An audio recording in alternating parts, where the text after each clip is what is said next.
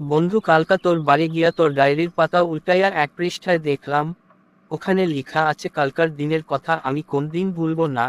এটা কোন দিন লিখছো? কেন লিখছো? কত আমারে সেই পুরনো কথা মনে করাইলা বন্ধু।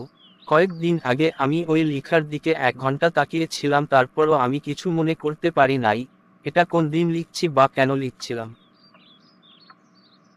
আচ্ছা বন্ধু, কত 7 বছরের বেশি যে এক সিম ব্যবহার করে তারে কি কওয়া হয়? 7 বছরের বেশি যে একই সিম ব্যবহার করে তারে নিঃসন্দেহে ভালো মানুষ। তার ব্যাপারে 3টা কথা: 1 নাম্বার, তার নামে কোন খারাপ অভিযোগ নাই, সে কোনো অপরাধ কাজে জড়িত না। 2 নাম্বার, তার ব্যাংকে কোন ঋণ নাই, আবার তার কাছে কেউ কোন টাকা পয়সা পায় না। 3 নাম্বার, সে আত্মীয় স্বজনের কাছে খুব বিশ্বস্ত, সে সিটার বাটপার না, একসাথে 4টা 5টা প্রেম বা বিয়ে করে নাই। কিরে বন্ধু, এই বিএমডাব্লিউ গাড়ি কই পাইলি? আর কোশ না বন্ধু, আমার শ্বশুর মশাই আমাকে উপহার দিয়েছেন। কি ব্যাপার, কি উপলক্ষে তোর এই গাড়ি উপহার দিল? সেই কথা শোন তাহলে।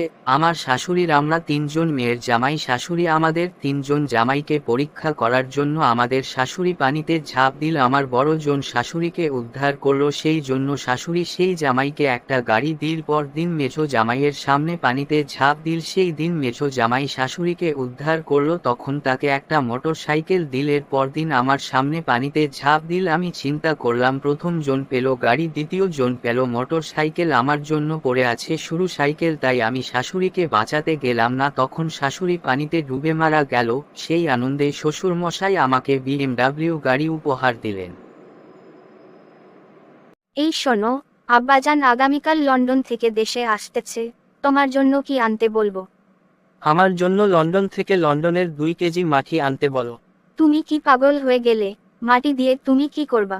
জীবনে অনেক স্বপ্ন ছিল লন্ডন যাব, কিন্তু সেটা তো আর হলো না। তাই ভাবছি এই মাটির উপর আমার পাগুলো রাখবো আর বড় বয়সে নাতি নাতনি গুলোর সাথে গল্প করব। আমিও লন্ডনের মাটিতে পা রেখেছি।